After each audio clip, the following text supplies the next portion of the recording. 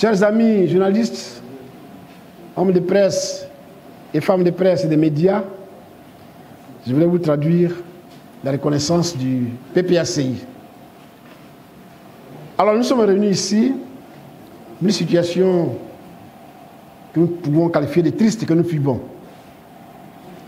Le samedi 2 août 2025, le procureur de la République, auprès du tribunal de première instance d'Abidjan, a communiqué au sujet des violences survenues dans la nuit du vendredi 1er août 2025 à Yopougon. Il a rapporté qu'une bande armée de machettes, de gourdins, d'armes de feu et de cocktails incendiaires, masqués par des cagoules, a incendié un bus de la SOTRA et attaqué un véhicule de la police nationale, molestant ses occupants. Le procureur a assuré que tout sera mis en œuvre pour retrouver les auteurs, les complices et commanditaires de ces actes.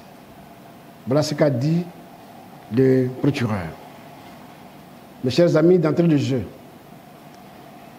je voudrais vous dire que le PPACI, notre parti, condamne fermement ces actes de violence et exprime sa compassion aux victimes.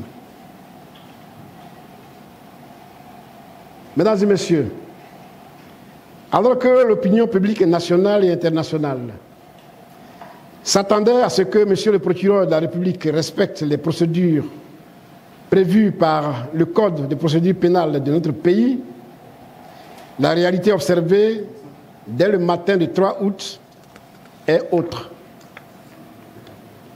Une vague de répression s'abat illégalement sur nos cadres et militants. De nuit, les camarades dont les noms suivent, c'est-à-dire Pascal Zaouli, député suppléant de Yopougon, Kado Nyebre, secrétaire national technique du PPACI, Josué Kwame, Kwasi Brou, Eric Gogo, Fofana Suleiman et Zo Enza sont enlevés et amenés vers des lieux inconnus. Le PPACI dénonce avec la plus grande fermeté ces pratiques anticonstitutionnelles, héritées du passé récent et sombre de notre pays, qui confirment que le régime RHDP persiste dans ses méthodes d'intimidation et de répression politique. Nous rappelons qu'en République, la présomption d'innocence est un droit sacré, tout comme la protection contre des arrestations arbitraires. Les libertés d'expression, d'association, de réunions pacifiques et de circulation ne sauraient être criminalisées. Les autorités sont tenues de notifier immédiatement les motifs d'arrestation, de présenter les personnes arrêtées devant un magistrat dans les délais légaux, de garantir leur accès à un avocat, ainsi que d'informer et d'accorder l'accès aux familles et au personnel médical.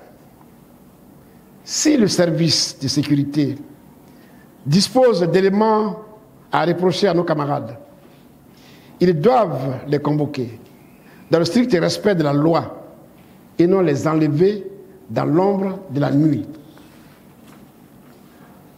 Ces arrestations arbitraires portent atteinte non seulement aux droits fondamentaux des citoyens, mais aussi à la décrispation politique et à la cohésion nationale que tout le peuple ivoirien appelle de ses vœux.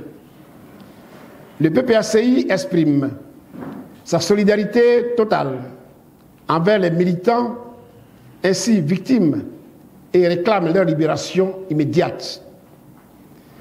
Nous alertons par ailleurs sur la montée inquiétante de la violation des libertés constitutionnelles, en particulier à quelques mois de l'élection présidentielle d'octobre 2025. Nous mettons en garde contre toute instrumentalisation de la justice et de la force publique à des fins politiques.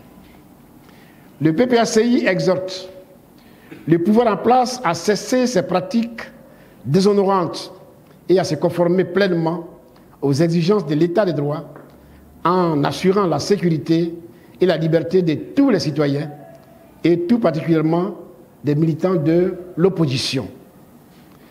Nous suivons cette affaire avec la plus grande vigilance et nous nous réservons, conformément à la loi, le droit d'agir pour faire obstacle à l'installation d'une dictature rampante.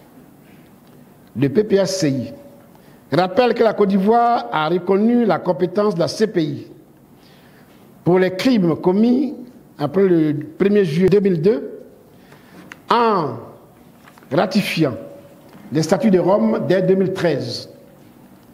Le PPACI donc se donne le droit de dénoncer ces cas d'arrestation arbitraire, d'enlèvement clandestin, de mauvais traitements et de persécutions à caractère politique.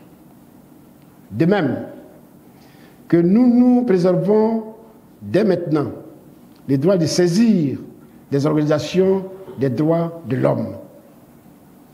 À nos militants, sympathisants et à tous les Ivoiriens attachés à la paix et à la souveraineté, nous disons, ne vous laissez ni intimider, ni détourner par ces actes désespérés du régime RHDP.